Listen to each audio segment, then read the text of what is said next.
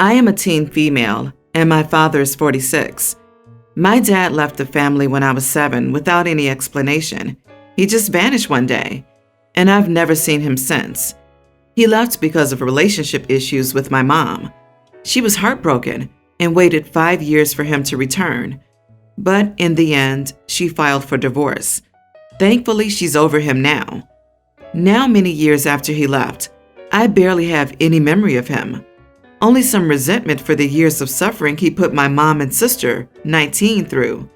They tried and tried to contact him, but he'd never respond. I can't remember his voice, personality, or even face much. Last week, he texted my mother and said he wanted to meet after being gone for so many years. My mom agreed. We arranged a meetup at a nearby restaurant. My sister was nervous and excited, but I realized I felt nearly nothing. He arrived and my mom and sister started crying.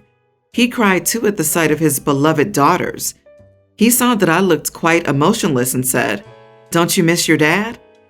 I replied honestly, I didn't remember him. He left so long ago that it's like I barely knew him.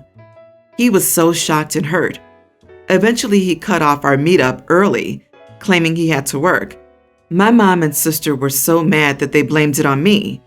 My mom said that my sister's been wanting to see her dad for so long, but I had to make a stupid remark and make him leave a second time.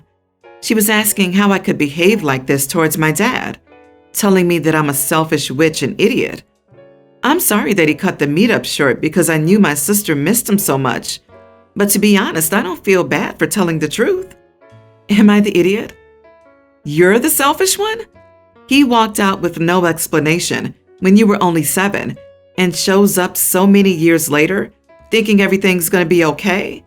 And yet you're the selfish one for not remembering him? I'm in shock. I'm even more shocked that your mom and sister are with him on playing the happy family in a sense, rather than ripping him a new one for what he did. Right?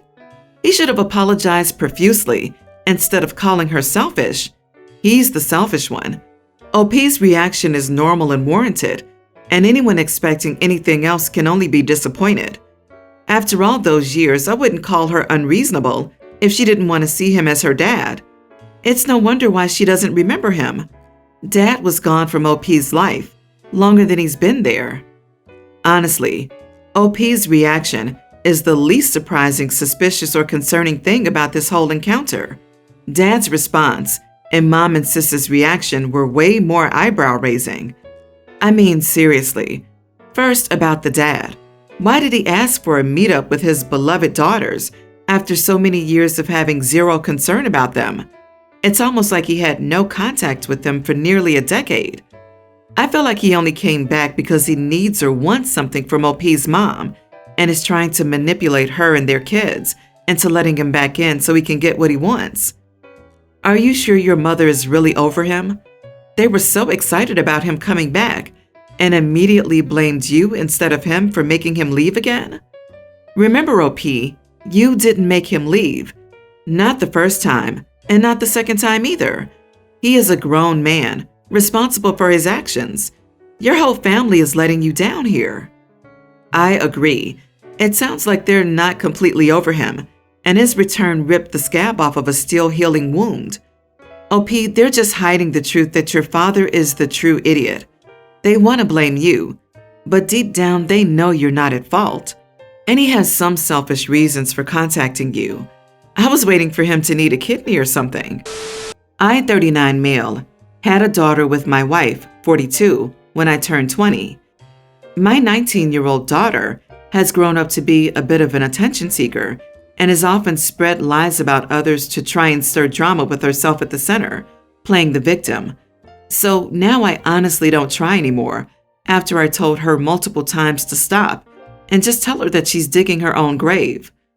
The main problem happened 6 days ago when my daughter came up to me asking for $200 to go to the mall with her friends. I refused and she started pleading with me. I had already given her money during the month, so I repeatedly told her no. She slowly got more frustrated until she eventually screamed at me, asking what the point in having a rich guy marrying her mom was if he wouldn't give her daughter money. I immediately retorted, telling her that I was her father and that I wasn't some ATM she could use anytime. We started yelling until she blurted out that I was nothing more than an ATM to her because I wasn't even her biological father. I was really appalled and asked her where she got that idea from. She realized what she said as she furiously tried to cover it up until I told her I would kick her out if she wouldn't tell me why she said that. Finally, she told me that my wife set her down after she turned 18 and told her that since she was an adult, she needed to know the truth. My wife cheated on me with 3 different people during the conceiving period of her birth, and there was a strong chance I wasn't her father since I always used protection. She told my daughter never to tell me since I had been funding their lifestyles, and it was better if I didn't know and kept giving them money. I was shocked and heartbroken. When my wife came home, I confronted her and yelled at her after she confirmed everything. I told her to get out of my home immediately, and she started bawling, saying that I was cruel and that I needed to support her and her daughter since I had been doing it all this time. So I kicked them both out, but I gave my daughter $200 in cash because I knew she wouldn't have a job or savings, and she was less to blame than my wife. I talked with my lawyer about pressing legal action against her and trying to get a divorce. However, she was uncooperative. We ran a DNA test on my daughter, and it turned out that I wasn't her father.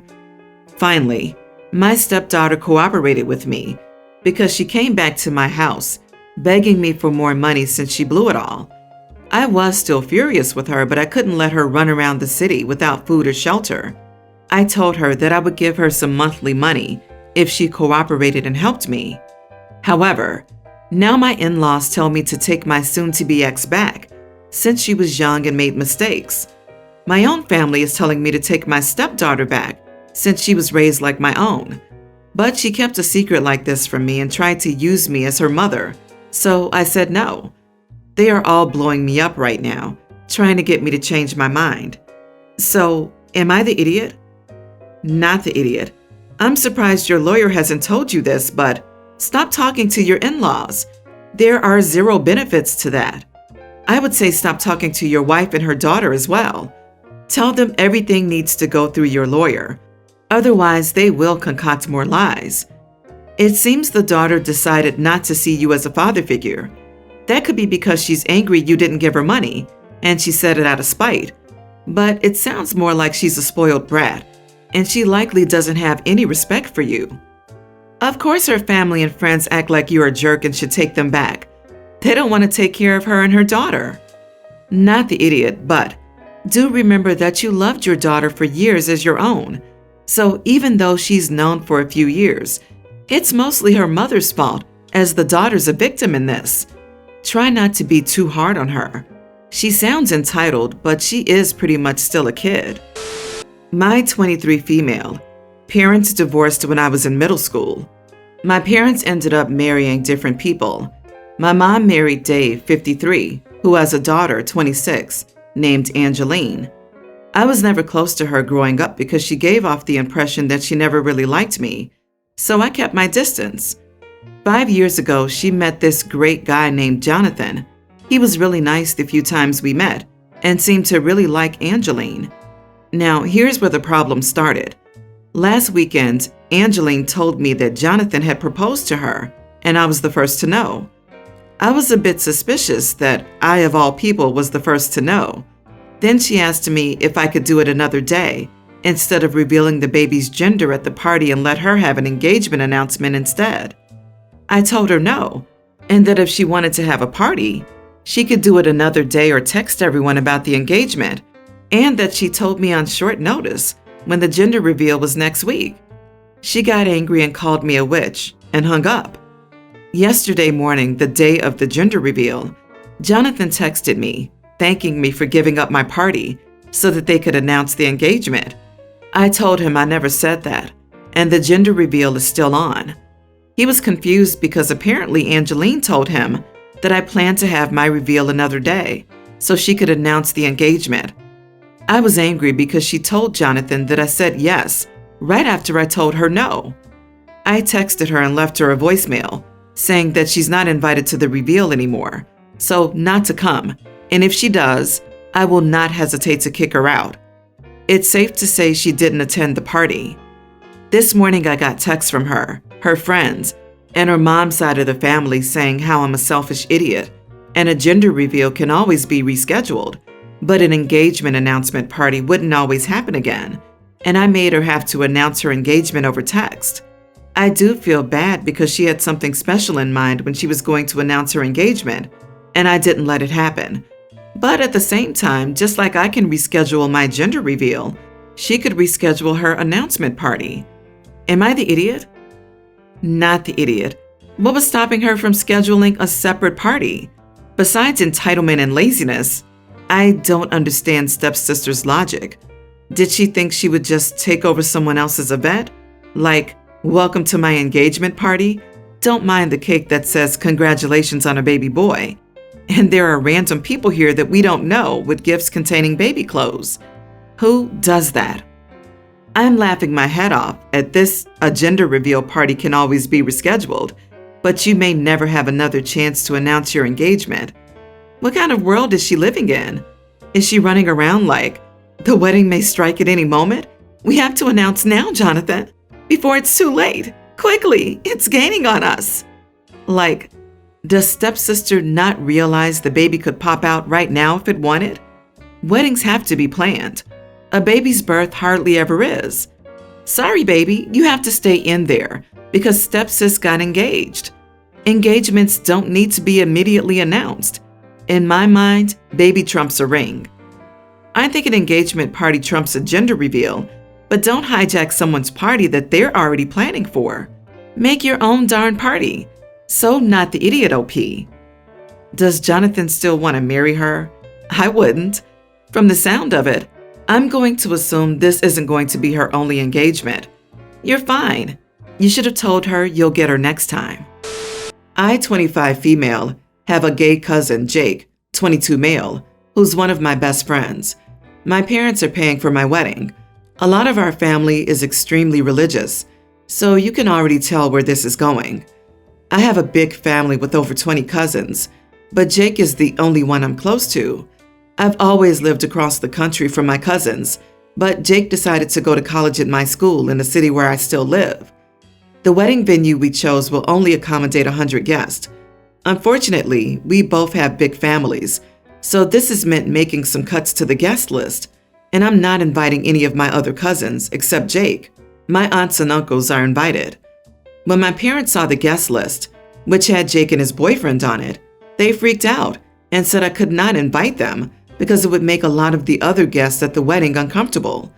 I was very upset and said that they both already knew I was inviting them since I see them all the time. They even helped me pick my dress, and I already asked Jake to do a secular reading at the wedding.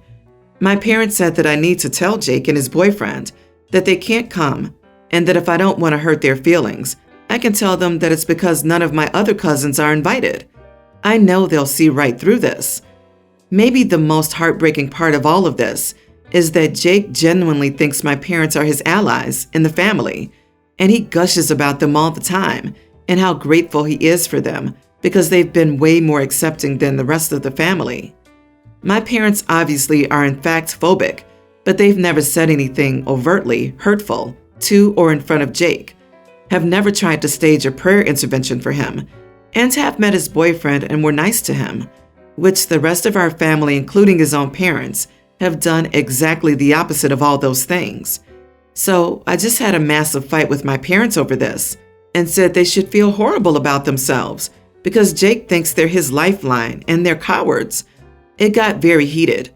I told them they are bigots, and I'm so disappointed that if I'm not allowed to have a say in who comes to my wedding, then thanks but no thanks to them paying for it, and we will literally go to the courthouse. My fiance is also disgusted by my parents' behavior and says he's on board with an elopement if that's what I want to do, but I know his family will be upset, and that would cause problems for him and us. My parents said I was in the wrong for using a family event to make a statement. They also said that I'm showing favoritism and being unfair by inviting Jake and not my other cousins, and prioritizing Jake's feelings over my aunts, uncles, and grandmother. So, am I the idiot here? Not the idiot. Elope and have Jake and someone from your fiance's family as your witnesses. Then go to a party with only Jake and your fiance's family. Idiots can reap what they sow, and it's disgusting for your parents to try to leverage their funds to control your wedding. Oh, they can buzz off with all of this, especially the statement. It's such an infuriating cover for their hatred. Not the idiot. Good on you for standing up for your cousin. Me, I would at this point say okay and add 2 other friends to the list. Then have Jake and his partner show up on the day to take those seats. Problem solved. That is, if Jake and his partner are on board, knowing they might face a bunch of idiots if they show up. My parents said I'm wrong for using a family event. What?